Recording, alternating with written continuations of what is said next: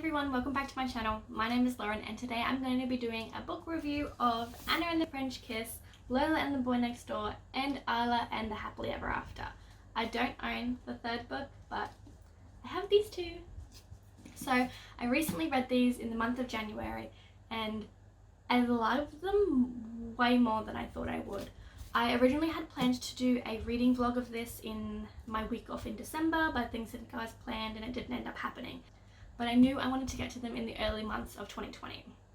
So I finally got to them. I guess I went into this originally thinking that it was going to be a backlist title. There was going to be a few problematic issues in here, and that I wasn't going to overly enjoy myself. But I really loved this more than I expected to. I rated the first one 4 stars, the second one 3.5, and the third one 4 stars as well. So they definitely weren't what I expected them to be. I haven't really heard any hype around them, probably because they're so old, but I definitely feel like people should still be talking about them because they're still very relevant in today's society, in this day and age.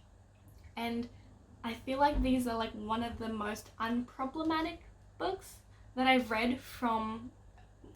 So the first book, we follow Anna, who is an American and is sent off to school in France to attend high school, basically. She doesn't want to go there originally, and when she gets there, she finds this group of people and she sort of develops a crush on one of the British boys named, everyone calls him St. Clair, but that's just his last name. His real name is Etienne.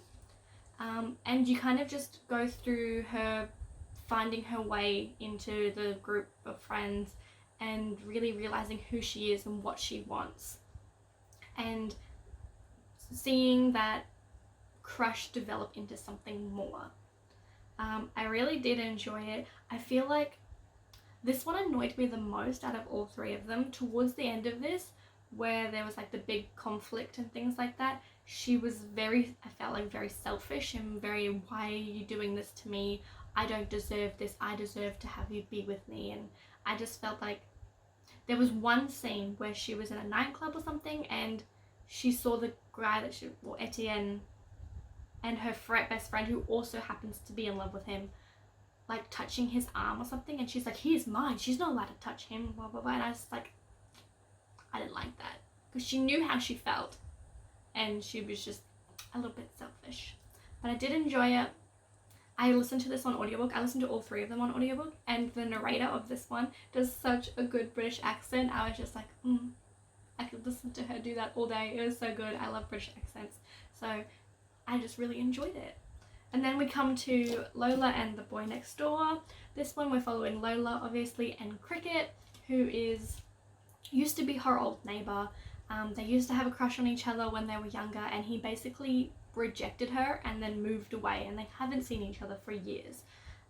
This is the start of the story, is where he moves back into the neighborhood house, and they kind of have to, it's basically just them trying to navigate and how to become friends again and be okay. I did really enjoy this one, not as much as the first one or the last one, but it was definitely still a solid story. There's representation in here. She has 2 gay dads as her family. It was a very interesting family dynamic. I really enjoyed it. I thought it was very funny, and I didn't like her boyfriend, but I know that you're not supposed to like her boyfriend in it. I don't know, the fact that she was 17 in this book and he was 22, they do touch on it being legal and statutory rape and things like that. So I think that was very interesting, considering this is such an older book. Like, it's 9 years old, I think, now. And I didn't think that that would be something that would be addressed in a book that old. And I feel like we're very much more aware in this day and age of what things are allowed and what things aren't. But it was very much focused on the fact that she knew that she was younger than him and she wasn't technically legal to be sleeping with him, but it was fully consented and she was doing what she wanted to do. She never felt pressured into doing anything that she didn't want to do. So it was very much addressed well, I think, in this situation. And then the last one, Lola and the Happily Ever After, is following Lola and Josh, who we see featured first heavily in the first book. He is part of Anna's group of friends, and he's the youngest one. So everyone's basically graduated, and he's the only one left behind. And I felt like Isla and the Happily Ever After was my favorite book, because I feel like I definitely related to Isla as a character a lot throughout the book. She faces a lot of insecurities about her relationship and herself. She always second guesses herself, and I feel like that is still very relevant in today's society. Like, a lot of women do that. And I thought it was very important and very healthy way to portray it. I'm very impressed with how Stephanie Perkins has addressed these situations within these novels. I think it was a very healthy way of doing it, and I did really enjoy that.